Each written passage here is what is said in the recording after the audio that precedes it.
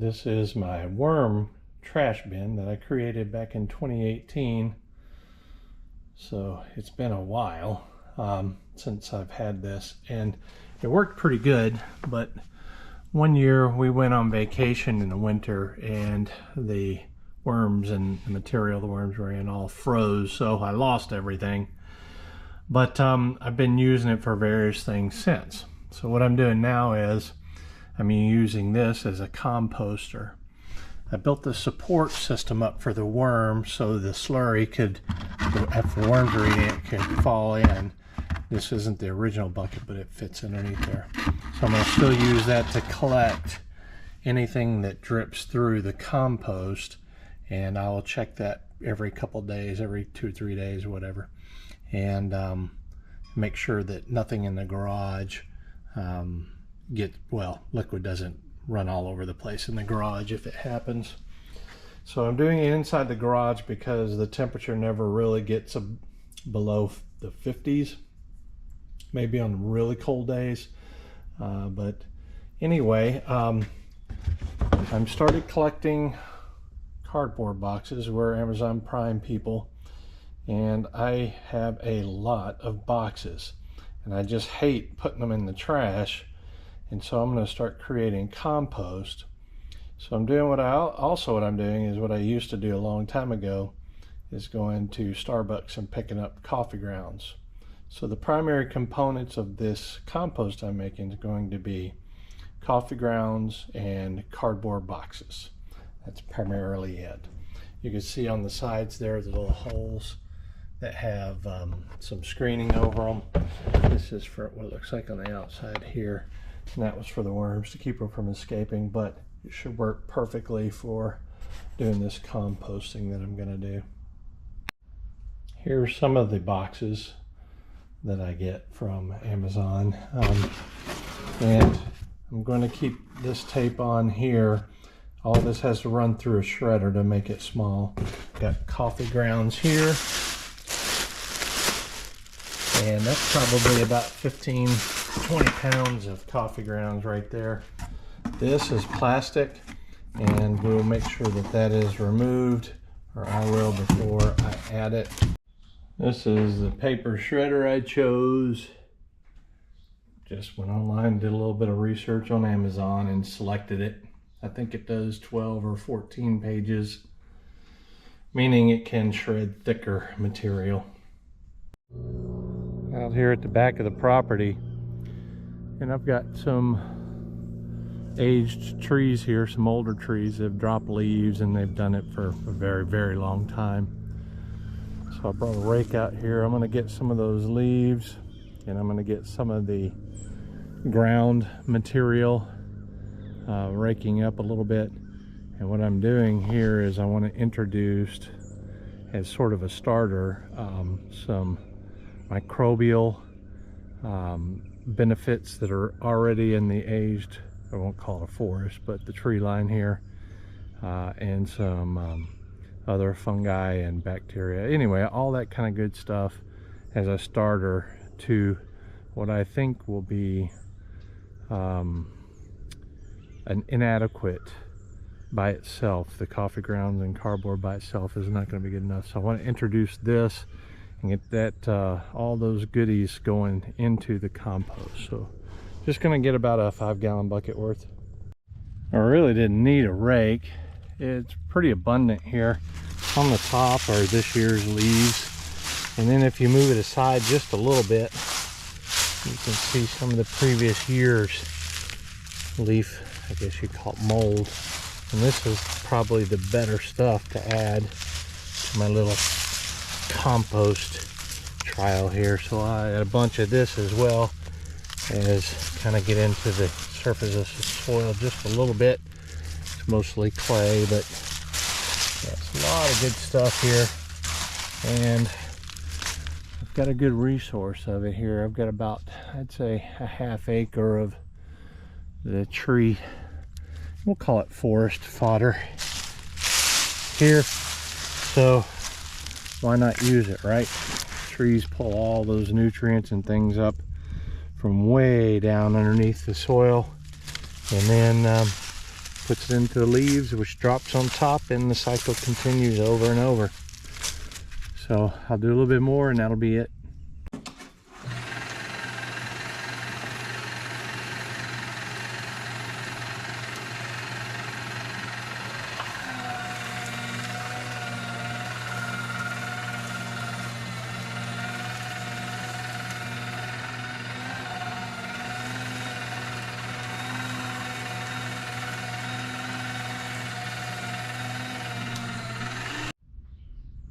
Kind of put the cardboard in here to begin with, and I'll shred all this and add it to the wheelbarrow. All those boxes did not make nearly the amount of brown I thought it would. I thought it would easily go fill the wheelbarrow, but it didn't. So anyway, that's the first part of the compost. Here's the forest materials, leaves, whatnot, and next is the coffee grounds. Now this is about, I'd say, between 20 and 25 pounds of coffee grounds from one taking, so that might be a bit too much green for the brown. These coffee grounds are considered a green, but anyway, I'm in my old clothes, stuff I wear when I'm outside, and the reason why I say that is because of what I'm about to do. It's get messy. Now this is how I mix my potting mix, container mixes. I put it all in a wheelbarrow and I do this. And I just turn my arms and I incorporate it like so. Now this is it's a little bit dry. Not a little bit, it's a lot of bit dry. So I'm going to add a little bit of water, and I'll do this a couple more times, but essentially it's mixed right now. But I want it moist for because composting works better when it's moist, but I don't want it saturated. So I'm going to do that, and then I'll mix it, and then we'll put it in the trash can. There it is mixed. I'll put that in the trash can. If it's not wet enough, I'll check it with a heat thermometer tomorrow or the next day. And if it's not heating up, then I'll add some more liquid to it, and we'll just kind of trial and error it to get it where it needs to be.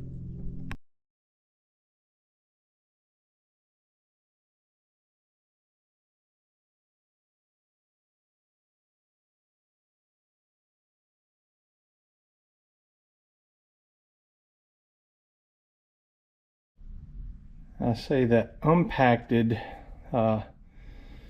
concoction I've got in there is a little less than half full, and the next time I do it will be when I have enough boxes. Then I'll make a trip to Starbucks, and I don't want this to be an active process where I go out of my way, because if I do that, I know I'll burn out on it soon. But I just don't like the boxes. I'm having to fold them up and put them in the trash. So if I can reuse them, that'd be great. So that's what I'm going to do. I'm going to wait for the boxes, then go to Starbucks, and we'll do this all over again. All right, let's take a look at the compost today. Got my thermometer here. We're going to take a temperature reading out here. It's actually warmed up a good bit today. We're at 69.2. It's going down a little bit. So before I put it in here, I want to show you here what's going on with this. I had filled it up, and I also put this tube in here. This tube is a PVC. Oh, I made it where this could come off, but it's a PVC pipe.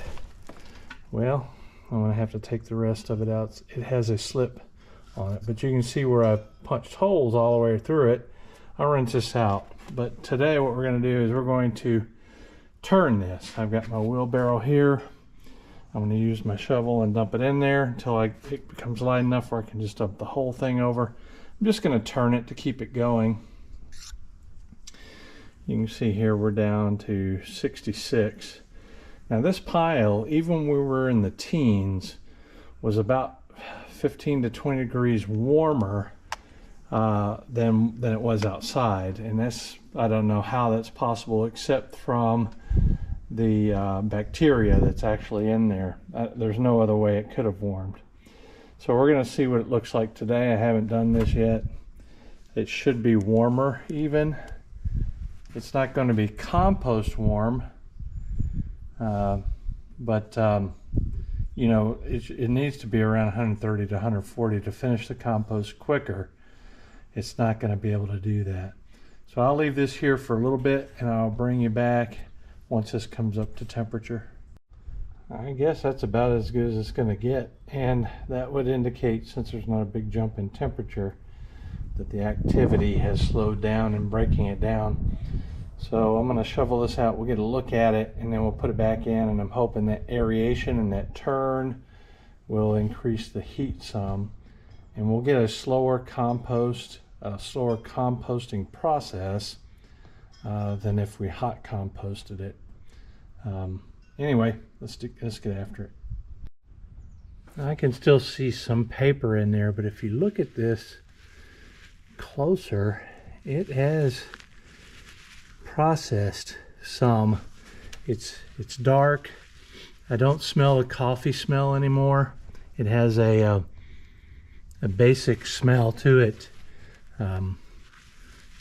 which is really weird because coffee permeated the garage for probably a couple weeks actually. So I'm smelling it while I'm filming this.